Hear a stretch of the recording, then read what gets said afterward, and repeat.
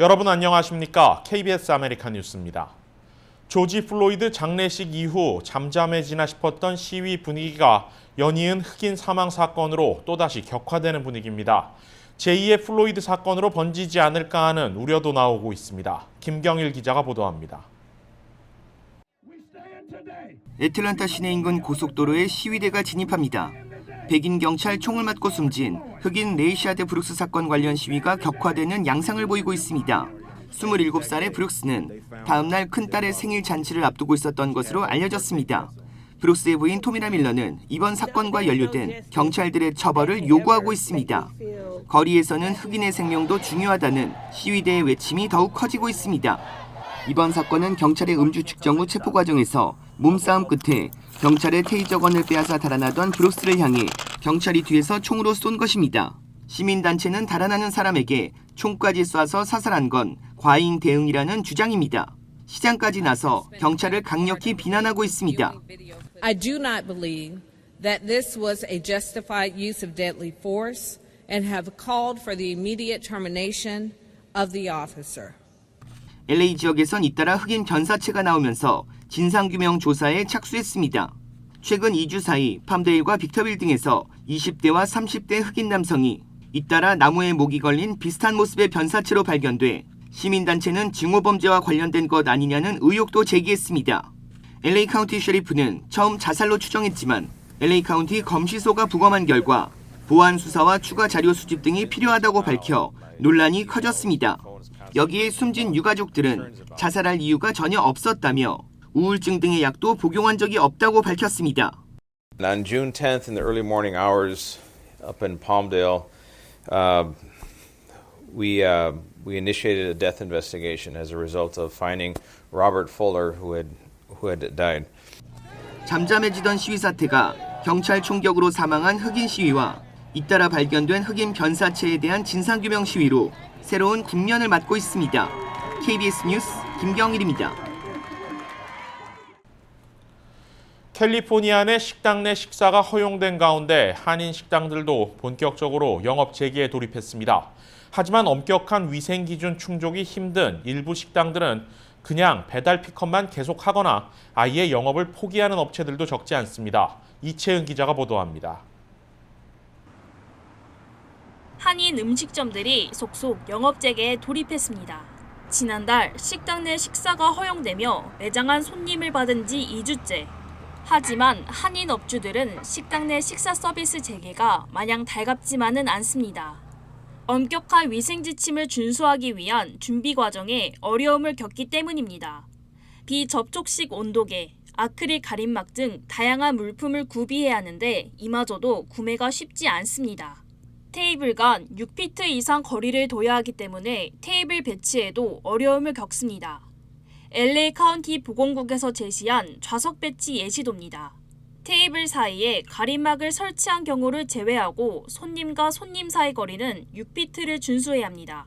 이에 더해 업소 수용 규모의 60% 이하로만 손님을 받을 수 있습니다. 때문에 코로나 이전 수준의 매출을 기대하긴 어렵습니다.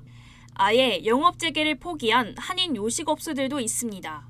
뷔페 식당의 경우 샐러드바와 같이 음식을 공유할 수 있는 시설의 설치가 불가능해 영업을 재개하지 못하고 있습니다.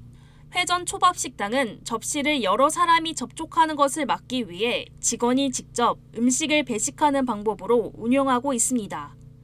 식당 내 손님 받기, 사회적 거리두기 등 각종 위생 지침을 따라야 하다 보니 한인 업주들이 겪는 어려움은 한두 가지가 아닙니다.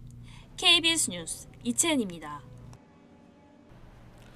연방정부 차원에서 2차 추가 경기 부양안이 본격적으로 논의 중인 것으로 알려졌습니다. 확정되면 추가 현금 지급이 이뤄지고 대상도 확대될 가능성이 높은데요. 아직 그 시기는 예측하기는 어렵습니다. 이유수 기자가 보도합니다. 두 번째 대규모 경기 부양안에 대한 논의가 본격적으로 추진되기 시작했습니다. 해당 사실은 백악관 고위 관계자의 발언을 통해 확인됐습니다. 지난 6일 케빈 하셋 백악관 경제자문위원은 월스트리트저널과의 인터뷰를 통해 현재 2차 지원금 지급 논의가 이어지고 있으며 가능성이 매우 높다고 밝혔습니다. 스티브 무누신 연방 재무장관도 지난 목요일 월스트리트저널과의 인터뷰에서 현 정부가 두 번째 경기 부양안을 매우 심각하게 고려하고 있다고 밝혔습니다.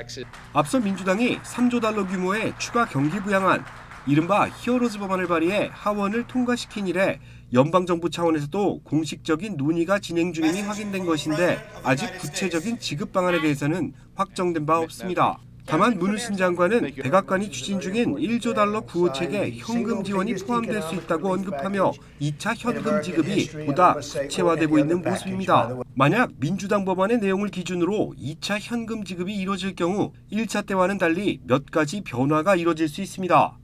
현금 지급 기준은 1차 때와 동일하게 이루어지되 대상이 확대될 수 있을 것이란 전망입니다.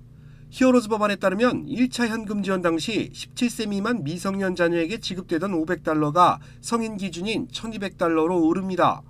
또 대학생 등 17세 이상 자녀도 이번 지원금 대상에 포함됩니다. 사회보장번호가 없는 가족을 둔 주재원이나 취업비자 소지자, 체류신분 없지만 성실히 세금을 납부해온 근로자들이 이번 수혜 대상에 포함될 수 있다는 전망입니다. 구체적인 현금 지급 시기는 아직 결정되지 않았습니다. 일단 백악관과 공화당이 자체적으로 안을 마련한 뒤 민주당의 히어로즈 법안과 절충하는 방식이 유력해 보입니다. KBS 뉴스 이우수입니다. 뉴욕 한인회 등 뉴욕 일원의 한인단체들이 지난 주말 맨해튼 할렘가의 흑인 인권운동 본부를 방문해 구호 물품과 기부금을 전달하고 커뮤니티 간 협력을 다짐했습니다. 제휴사 뉴욕 KBTV 이창원 기자가 보도합니다. 뉴욕 한인회 찰스 윤 회장과 뉴욕 일원 한인단체들은 알 샤프튼 목사가 운영하는 National Action Network가 위치한 맨해튼 할렘의 정의의 집을 방문해 조지 플로이드 사건과 같은 일이 두 번 다시 발생해서는 안 된다는 뜻을 함께했습니다. 이날 한인단체는 한인과 흑인 모두 미국 시민으로서의 권리를 찾는 일과 2세들의 사회봉사 참여 의식을 심어주고 독려하는 활동을 함께 전개해 나가자고 당부했습니다. 또 한인들의 정치력 신장에 앞장서는 미주 한인위원회에서 기탁 2,000달러와 뉴욕 한인회 1,000달러를 포함해 총 3,000달러를 흑인 커뮤니티 차세대를 위한 활동을 활발히 펼치고 있는 National Action Network's Youth Huddle에 기부했습니다. 알 샤프튼 목사는 오늘 한인 커뮤니티의 방문과 이번 사건에 대한 한인들의 뜻을 감사하다라며 한인들을 친구, 형제, 자매로 생각한다라고 전했습니다. 알 샤프튼 목사는 현재 National Action Network 본부와 정의의 집 House of Justice를 운영 중에 있으며 흑인 사회 촉망받은 리더로서 인권운동에도 앞장서고 있습니다. 한인들의 마음을 담은 이번 방문으로 한흑 간의 갈등과 편견이 조금이라도 해소되길 기대해 봅니다. KBTV 뉴스 이창환입니다. 캘리포니아의 비즈니스 재개 움직임에 따라 카지노 호텔과 캠핑장 등 대형 위락시설들도 다시 문을 엽니다.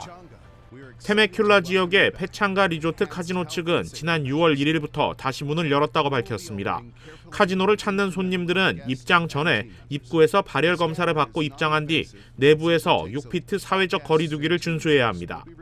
카지노 측은 사회적 거리두기 유지를 위해 전체 카지노 장내 절반 규모인 2,500개의 슬롯 머신만 운영하며 카드게임 섹션에는 보호막이 설치됐습니다.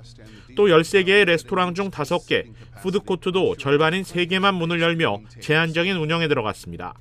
한편 지난 주말 캘리포니아 내 28개의 주립공원 캠핑장들도 일제히 재개장했습니다. 역시 사회적 거리두기 규정을 준수해야 하며 가족 단위의 모임은 자제를 권고하고 있습니다. 그 밖에 디즈니월드와 디즈니랜드도 각각 7월 11일과 7월 17일 재개장을 예고한 상태입니다. 최근 복고를 뜻하는 레트로와 새로움을 뜻하는 뉴를 결합한 뉴트로 열풍이 거세게 일고 있죠. 여러 업체들도 뉴트로 흐름에 맞는 다양한 제품들을 출시하며 소비자 마케팅에 나서고 있습니다. 70년대 옛날 소주를 떠올리게 하는 두꺼비가 다시 돌아왔습니다. 병 색깔도 초록색이 아닌 옛날 느낌의 하늘색을 바탕으로 현대적인 감각의 디자인을 더했고 도수는 17도 이하로 낮춰 젊은 층의 주류 선호도에 맞췄습니다. 하이트 진로 미국 법인인 하이트 진로 아메리카는 뉴트로 상품인 진로이스 100을 미국에 출시한다고 밝혔습니다.